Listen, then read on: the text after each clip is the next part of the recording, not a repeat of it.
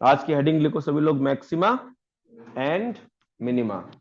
देखो इस टॉपिक में हम लोग डील करने जा रहे हैं किसी फंक्शन की सबसे बड़ी वैल्यू या किसी फंक्शन की सबसे छोटी वैल्यू। इसी में हम लोग डील करेंगे कि फंक्शन कोई है, उसकी मैक्सिमम वैल्यू क्या हो सकती है और उसकी मिनिमम वैल्यू क्या हो सकती है। एक तो ये पॉइंट है। दूसरा, जैसे अभी किसी ने बोला भी था, local maxima and local minima, इसके बारे में बात करेंगे। तो आज इस टॉपिक का इंट्रोडक्शन है कि बेसिक बातें कि भी कोई भी एक फंक्शन आपको मिलता है तो उसकी सबसे बड़ी वैल्यू हम कैसे निकालते हैं और सबसे छोटी वैल्यू हम लोग कैसे निकालते हैं, इस बारे में जजमेंट है आज अपना। ठीक है, बहुत ही सिंपल है। बहुत सारे क्वेश्चंस हम लोग यहाँ पे डिस्कस करने वाले हैं। उसके बाद में आप लोग एक्सरसाइज 6.5 के सवाल करेंगे। फिलहाल किताब की जरूरत नहीं, आप लोग भली बंद करके रख दो, आखिरी 15-20 मिनट में किताब की जरूरत पड़ेगी। तो हम सीधे शुरुआत कर रहे हैं एक फंक्शन से। आप लोग लिखें function F X is equal to X square. सोचो इसके बारे में कि क्या इसकी सबसे बड़ी वैल्यू आप पता लगा सकते हो या इसकी सबसे छोटी वैल्यू क्या हो सकती है। So infinite minus infinite. Infinite minus infinite और सबसे छोटी जीरो, सबसे बड़ी वन, इंफिनिटी और। चलो अब देखो किस तरह से आप इसको अप्रोच करोगे, उसको हम लोग थोड़ा सा डिस्कस कर लेते हैं। ठीक है, एक्स स्क्वायर है किसी भी नंबर का स्क्वायर, रियल नंबर का स्क्वायर अगर आप करोगे तो वो हमेशा जीरो या जीरो से बड़ा होगा, या तो जीरो के बराबर होगा या जीरो से बड़ा होगा, राइट। ठीक है, अब ये एक्स स्क्वायर जो है ये एफ एक्स ही है। इसका मतलब ये जो एफ एक्स है ये या तो जीरो होगा या जीरो से बड़ा होगा। इतना समझ में आ गया। तो जीरो या जीरो से बड़ा हो गया। इसका मतलब क्या हुआ, इस फंक्शन की लीस्ट वैल्यू जीरो है, तो हम लिख देंगे minimum value of F X is zero. अब जब मैक्सिमम की बात आती है तो अब जीरो से बड़ी वैल्यू जा रही है, दैट मीन जीरो से बड़ी 1 2 3 4 वगैरह वगैरह चलती रहेगी ऐसी। कौन सी सबसे बड़ी वैल्यू हो सकती है, इनफाइनाइट। अब जब एक इनफाइनाइट आपके दिमाग में आता है तो इनफाइनाइट कोई नंबर नहीं होता है, वो एक जस्ट सिंबल यूज किया जा रहा है कि कोई एक बहुत बड़ा नंबर है उसके लिए, लेकिन हमको पता नहीं कौन सा नंबर है वो। तो ऐसे केस में जब आपके दिमाग में इनफाइनाइट वर्ड आए तो आप लिखेंगे नो मैक्सिमम वैल्यू। तो लिखो नो मैक्सिमम। रीजन ऊपर ही तो लिखा हुआ आपने, रीजन ये लिखा है ना, greater than equal to zero, मतलब जीरो से बड़ा। ऑटोमेटिक रीजन यहीं पर आ गया, है ना। ठीक है, नंबर 2 लिखें अब, F X equal to minus X square. चलो भी सब लोग इसका प्रेजेंटेशन सीख लो। सबसे पहले एक्स स्क्वायर जो आपने पिछले क्वेश्चन में देखा वो जीरो या जीरो से बड़ा, पहला तो ये सिंपल काम हो गया।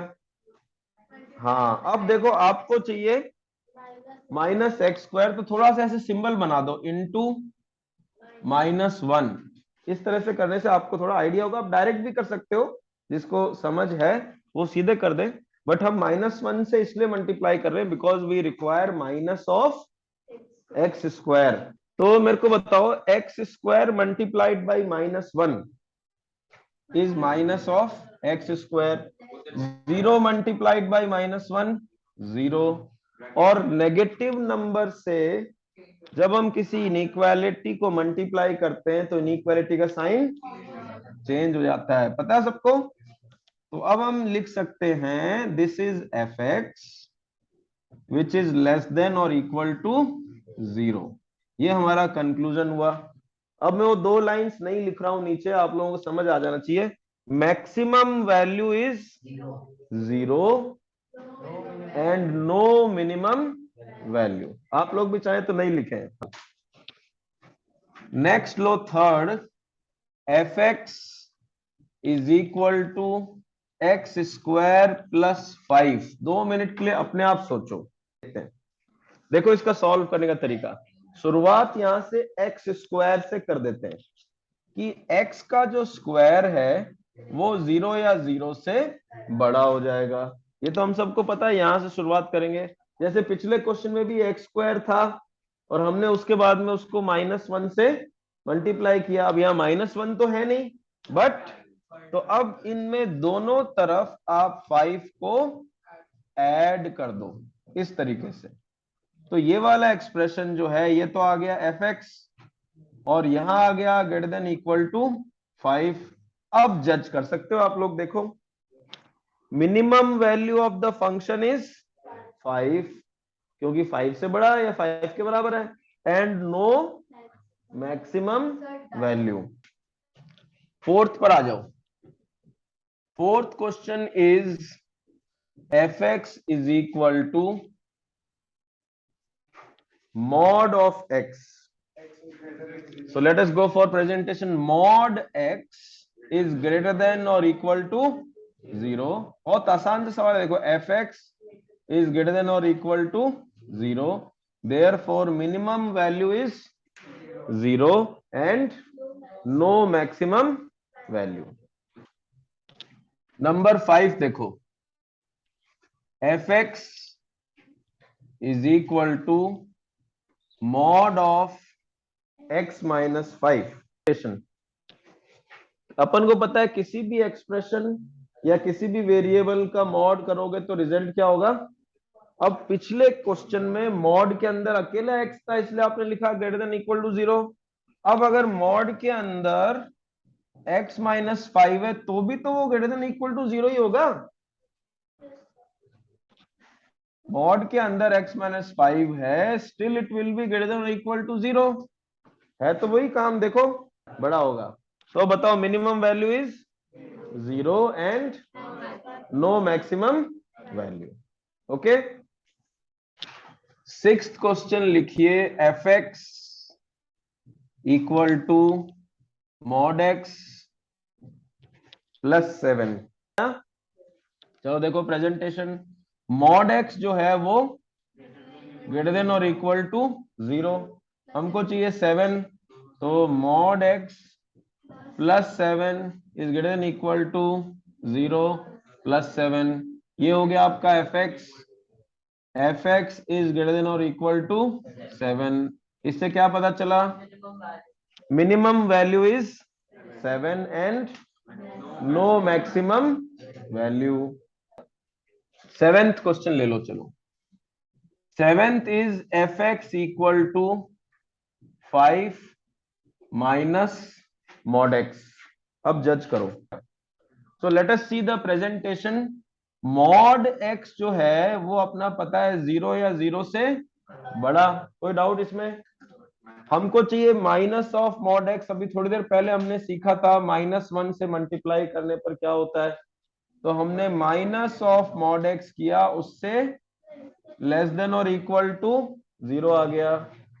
और अब चाहिए हमको क्या, 5, तो हम दोनों तरफ 5 ऐड कर देते हैं, +5 less than equal to 0 plus 5। ये क्या एफ एक्स आ गया, तो F X is less than और इक्वल टू 5। इससे ये पता चला कि सबसे बड़ी वैल्यू इसकी 5 है और छोटी वैल्यू अब कुछ भी नहीं है, मतलब माइनस इंफिनिटी पे गई। तो maximum value is 5 and no minimum value. Question number 8, F X is equal to sine X. Now we are in different category. तो मैं आपसे पूछूं उससे पहले मैं थोड़ा सा समझा देता हूं। साइन एक्स और कॉस एक्स दो ट्रिग्नोमेट्रिक फंक्शन है जिनकी रेंज है -1 से 1। ये लिख लो, याद रख लो, बिकॉज कुछ लोग भूल चुके होंगे। साइन एक्स और कॉस एक्स ये जो दो ट्रिग्नोमेट्रिक फंक्शंस हैं, इनकी रेंज है -1 से 1 क्लोज्ड इंटरवल। मैं लिखूंगा वे भी यहां पे -1 to 1 क्लोज्ड इंटरवल। ये अगर याद नहीं होगी तो आप जज नहीं कर पाओगे इसको। ठीक है, तो क्या लिखेंगे हम यहाँ पे, जो अभी मैंने कहा है वही बात लिख रहा हूं। Sine x varies from -1 to 1, because direct मैंने साइन एक्स ही दिया है, कुछ अभी उसमें मल्टीप्लाई ऐड सब्ट्रैक्ट नहीं किया। इसका मतलब F X varies from -1 to 1। हाँ, तो इसमें अब पता चल गया हमको, minimum value of F X is -1 and maximum value of F X is 1। ये लिखो जरा। 9th क्वेश्चन लिखो, F X is equal to sine 2x।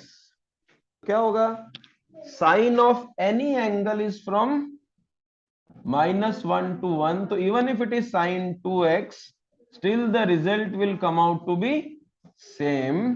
तो F X is -1 to 1 and the minimum value is -1 and maximum value is 1।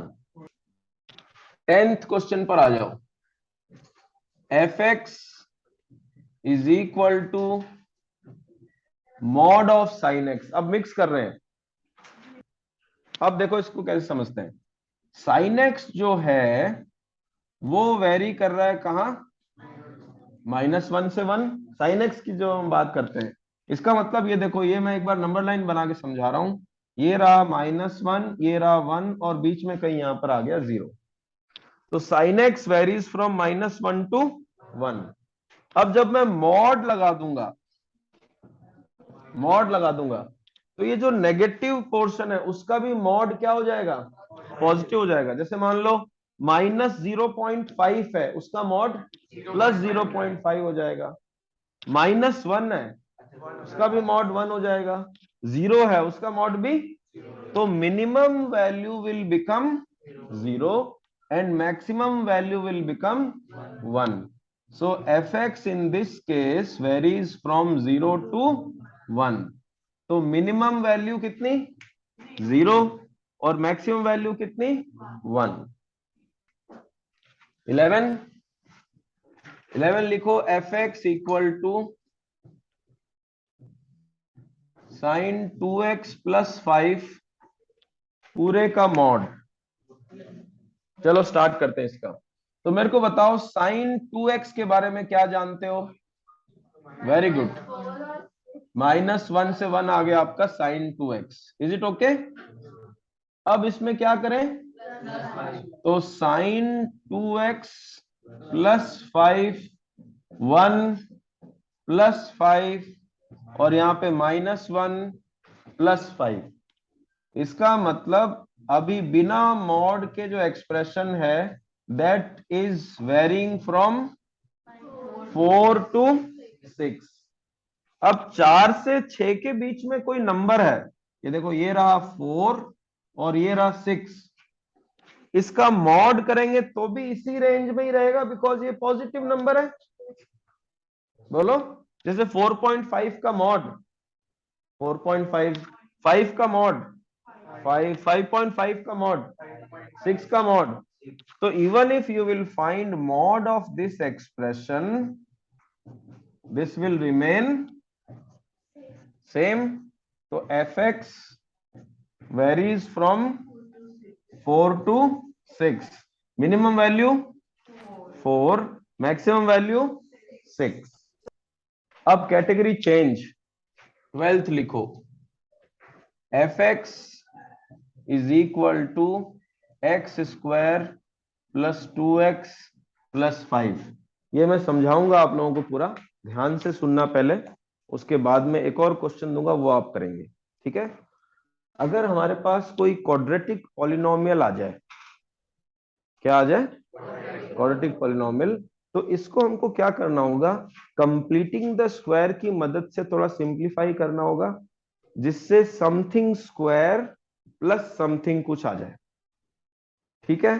वो हमने completing the square थोड़ा आधा अधूरा से किया हुआ है, किसी ने नहीं भी किया हुआ, 10th में सिलेबस से हट गया था वगैरह वगैरह। तो एक बार हम इसको प्रॉपरली डिस्कस कर रहे हैं, ध्यान से सुनना सभी लोग, ठीक है।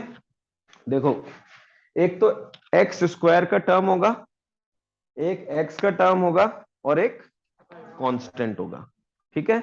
सबसे पहला टास्क क्या होना चाहिए, एक्स स्क्वायर का कोफिशिएंट 1 होना चाहिए।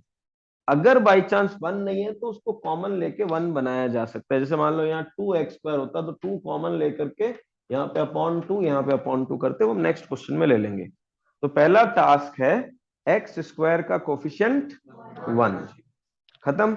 दूसरा टास्क ये कि जो x का कोफिशिएंट है उसको अलग से लिख दो, ऐसे x के कोफिशिएंट को अलग से, जो भी है 1 2 3 4 5 जो भी है उसको लिख दिया, उसको हाफ से मल्टीप्लाई करो, इससे, और कैलकुलेट करके कोई नंबर आया वो लिख दो। जैसे मान लो अगर ये 3 हुआ तो 3/2 हो जाएगा, 5 हुआ तो 5, जो भी आया वो लिख दो उसको, फिर उसका स्क्वायर निकालो ऐसे। अब ये जो स्क्वायर है ये 2x के बाद ऐड और सब्ट्रैक्ट करो, देखो क्या होगा, x का स्क्वायर प्लस 2x, ये तो एज इट इज, ये वाला नंबर जो आपने खुद पता लगाया इसको ऐड भी करना है और सब्ट्रैक्ट भी करना है, फिर ये जो कांस्टेंट है उसको लिख दो। जब आप इन तीन को ऑब्जर्व करोगे तो ये a² plus 2ab plus b² जैसा फॉर्मूला आपको नजर आएगा, देखो, which can be written as a plus b whole square. मैं प्रोसेस फिर से रिपीट कर रहा हूं, सुन लो। सबसे पहले x² के कोफिशिएंट को 1 होना चाहिए, जो ऑलरेडी है यहाँ पे। उसके बाद x के कोफिशिएंट को अलग से लिख लो, उसके बाद उसको हाफ से मल्टीप्लाई कर दो। हाफ से मल्टीप्लाई करने के बाद जो नंबर है उसका स्क्वायर एक बार ऐसे साइड में लिख लो, जिससे आपको समझ में आ जाए। आप ये सब काम ओरल कर सकते हो, बट एक बार साइड में लिख लो, उसका स्क्वायर ऐड करो और सब्ट्रैक्ट करो जो भी x का टर्म है उसके बाद। अब ये जो पहले 3 टर्म है ये a² plus 2ab plus b² बन जाएंगे, और अगर माइनस है तो a² minus 2ab plus b² बन जाएंगे। तो ये जो टर्म है ये बनेगा x प्लस 1 का ये वाला x, ये वाला साइन, ये वाला b, और बाकी ये जो दो कांस्टेंट जो भी मिले, क्या मिल गए, प्लस का 4। तो fx आपके पास ये आ जाएगा। यहां तक बताओ पहले समझ में आया क्या। तो अब मैक्सिमा मिनिमा के लिए स्टेप ये होगा, x प्लस 1 का whole square is greater than और इक्वल टू 0। दोनों तरफ 4 ऐड कर दो, greater than equal to 0 plus 4। तो fx इज ग्रेटर देन और इक्वल टू 4। तो minimum value 4 and no maximum value. Very good. चलो 13th क्वेश्चन जो है ये मैं लिख रहा हूं, आप लोग खुद करने की कोशिश करें। This equal to fx equal to 2x² plus 3x plus 4। देखो सबसे पहले हम ले रहे हैं 2 common, x² plus 3/2x plus 2। अब इसको कुछ नहीं करना, ये पड़ा रहेगा ऐसे ही। x² का कोफिशिएंट कितना आ गया, अब x का कोफिशिएंट को अलग से लिख दो, ये लो, इंटू 1/2 करो, कितना हुआ 3/4 का स्क्वायर, याद रखना है। तो अब ये 2 एज इट इज पड़ा रहेगा, x² प्लस 3/2x प्लस का स्क्वायर माइनस प्लस 2। ये काम करना आपको, 2 पड़ा रहेगा एंड तक। अब जब इन तीनों को मिलाओगे तो 2 टाइम्स x प्लस 3/4 का होल स्क्वायर, इसको जोड़ो, प्लस 23/16। चेक करो यही आया क्या, ये आपका एक्सप्रेशन आ गया, कौन सा, fx। अब देखो क्या करना है, fx की आपको मैक्सिमम और मिनिमम वैल्यू पता लगानी है, ध्यान से सुनना आप सब लोग। x प्लस 3/4 का whole square is always greater than और equal to 0। First step okay. अब दोनों तरफ क्या करें, तो x प्लस 3/4 का whole square plus 23/16 is greater than equal to 23/16। तो अब दोनों साइड यहां पर लिखो multiplying by 2। So 2 times x plus 3/4 का whole square plus 23/16 is greater than equal to 23/8। So fx is greater than or equal to 23/8. Hence the minimum value of the function is 23/8 and no maximum। अब अपना homework निकालो सब लोग। Exercise 6.5 question number 1 and question number 2। हाँ, exercise 6.5 question number 1 and question number 2। Almost सब questions मैं आपको करा चुका हूं, एक बार देखना जरूरी है।